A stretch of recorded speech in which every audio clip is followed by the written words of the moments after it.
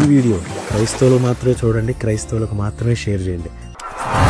మనందరికీ ఓడలు తెలుసు కదా, షిప్లు, బోట్లు సముద్రంలో ప్రయాణం చేస్తూ ఉంటాయి.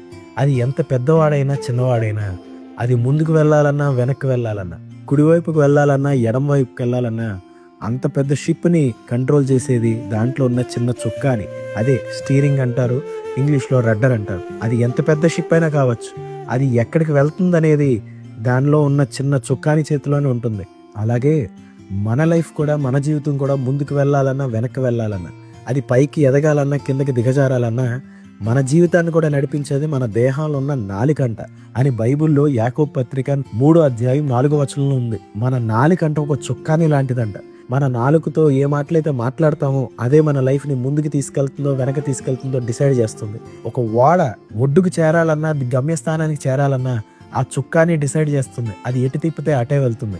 అలాగే మన జీవితం కూడా దీవించబడాలన్నా, ఆశీర్వదించబడాలన్నా, దేవుడి చిత్తం చేయాలన్నా మన దేహంలో పెట్టిన నాలుకతో వచ్చే మాటల వల్లే అది డిసైడ్ అవుతుంది.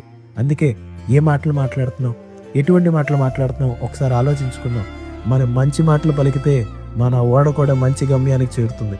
మనం ఎప్పుడు చెడ్డ మాటలు పలికితే అది ఎక్కడికి వెళ్తుందో మీకు అర్థమవుతుంది కదా. అందుకే వీలైన ప్రతిసారి మంచి మాటలే మనం పలుకుతాం. దేవుడు సహాయం చేస్తాడు, దేవుడు నన్ను ఆశీర్వదిస్తాడు, దేవుడు నన్ను ముందుకు తీసుకెళ్తాడు, ఈ సమస్య నేను జయిస్తాను, ఈ ఇబ్బందులు నేను గెలుస్తాను, దేవుని కృప నాతో ఉంది, దేవుడు నన్ను బలపరుస్తాడు, నేను ఒంటరివాడిని కాదు. పరిస్థితులను చూసి మాట్లాడద్దు, కానీ విశ్వాసంతో దేవుని వైపు చూస్తూ మంచి మాటలు పలుకుదాం. మన నావకి మంచి నావికుడని యేసయ్య మనల్ని గమ్యస్థానాన్ని చేరుస్తాడు. God bless you. ఈ వీడియో మీ స్నేహితులకి, మీ బంధువులకి షేర్ చేయడం మర్చిపోదు.